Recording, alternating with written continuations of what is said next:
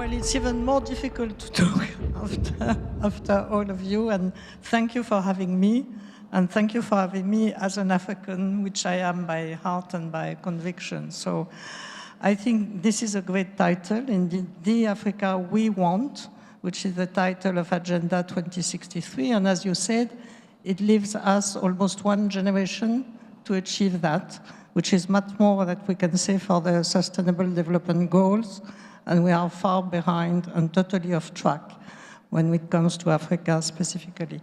I think that as we have discussed very often over the previous session, we are indeed at a tipping point, and as you say, this is an opportunity, because there is no needed change without a deep crisis that has triggered it. So let's make the best of this opportunity.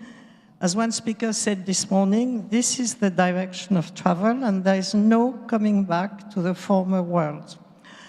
Now, it may be the end of that world, but it's not the end of the world, and I think this is something that we really need to take into account. It is a welcome wake-up call that needs to push us to change our narrative, paradigm, and processes. Let me just first about the change of narrative and paradigm. When UN and Bretton Woods were created 80 years ago, it was about the North helping the South, or developed countries helping poor, undeveloped, insecure countries who sort of had all the illnesses and crises of the world, pandemics, poverty, inequality, conflict, natural disasters. Today the war is in Europe. Natural disaster, climate impact, pandemics ignore borders and revenues. We are talking now of a world where there are shared challenges that indeed call for shared solutions.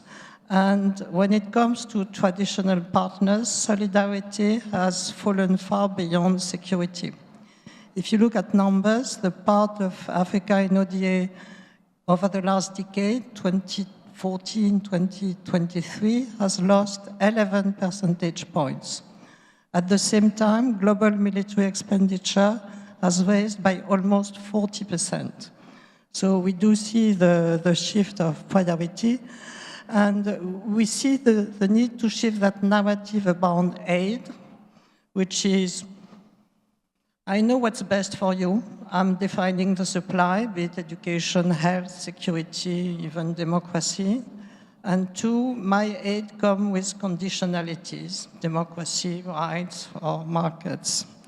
So I think that we are there at this change of paradigm or narrative, and this is, I would say, based on 3 points, maybe. The first one is the importance of geography and demography. History somehow is made by geography and demography. And when we look at Africa, Africa is at the center of geography and demography. By the end of the century, Africa's youth only will represent 44% of the world's youth, and it will be equivalent to twice Europe's population. When you look at the geography, you can see that Africa is at crossroads between several worlds. The second point is partnership, but partnership is based on mutual interest. So we need to define and defend and strengthen this mutual interest and to be aware of our own interest. I think this is really very important. I'll take just one example, which is the incoming conversation around climate in a very few weeks' time. What are the narratives to be changed? Climate policy can't be defined by already developed countries. In Africa, 600 million people still don't have access to energy. We all know that without access to energy, there is no health, no education, no development, no job prospects, no security. So the main point for Africa, for the Africa we want, is that everybody in Africa has access to energy, which means that energy transition doesn't mean much for Africa, and mitigation much less than adaptation. The second point when we talk about adaptation is not just about vulnerability. Adaptation and policy and finance around adaptation in Africa means making sure that Africa has the ability to demonstrate its ability to leapfrog and to be, I would say, at the forefront of building a green industrialization model that would be much less carbon intensive than the former already developed countries have put outside. So it also means being sure and understanding that Africa can be a key stakeholder when it comes to building solutions in building a green global economy. Africa has biodiversity, critical minerals, carbon sinking potential, renewable energy sources. All this must be put on the table, not just having Africa as a beneficiary or end receiver.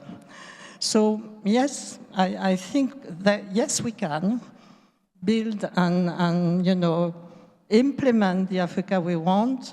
Of course, we need to overcome or join forces, as you said, to overcome many hurdles. We have already touched upon this, but I think it's for the next round. Thank you. I think there are 5 points that we need to address. Many have been said. The first one is definitely define a common African position ahead of global debates, because this is still missing. And I remember when we were advocating for an African seat at G20, very often the reaction was, but what African voice? Who is going to define it? Are they even able to have an African voice? And who is going to talk on behalf of Africa? Is it the President of African Union who changes every year, or what? So this is the first point. The second point is, I think indeed, just said, update the narrative. Be conscious of our wealth, of our assets, and talk about that. I mean, when we did the Financing the Africa We Want report last year in Marrakesh, many numbers have been shared and data. I'll give just a couple. Illicit financial flows leaving the continent on average every year are bigger than ODA received. If you put together sovereign funds and pension funds, African sovereign funds and African pension funds, the current assessed stock is more than $300 million. So there are resources, we need to talk about it, but we also need to walk the talk.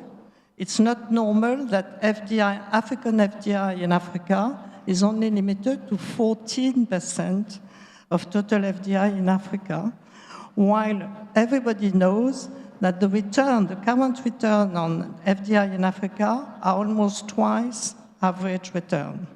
So we really need to do that. 3, I would say, in this African common position, maybe try to slightly move the narrative here again to, this is not as much about more money as about smarter money. So discuss about the processes. Debt, and I'll take 2 examples. Debt, for example, the current debt stock of Africa is 1/4 of Africa's GDP. Egypt every year pays $10 billion just to the service of debt. So we need to work on that. We need to work on the SDR allocation mechanism. We need to work about risk coverage, because these are the elephants in the room. 4, continental integration. We've talked about it. What would China be if China was 54 different countries? It wouldn't be China. So it's very important to accelerate this continental integration. And I think economy is at the base. If you look at EU, and here there are probably best practices to share or lessons to learn, EU integration began with the common market on steel and carbon. Why don't we do the same in Africa about critical minerals, for example? Why don't we think about a common currency, which is what is also making the strength of European Union? Last but not least, I would say that there would be no leveraging of African domestic resources, how important they are, be it youth, critical minerals, or whatever, if we don't address the elephant in the room, which is the current state of rule of law, conflict, and safety. So it's really something that we need to continue to work about, because Otherwise, the so-called African premium will still be very high. Thank you.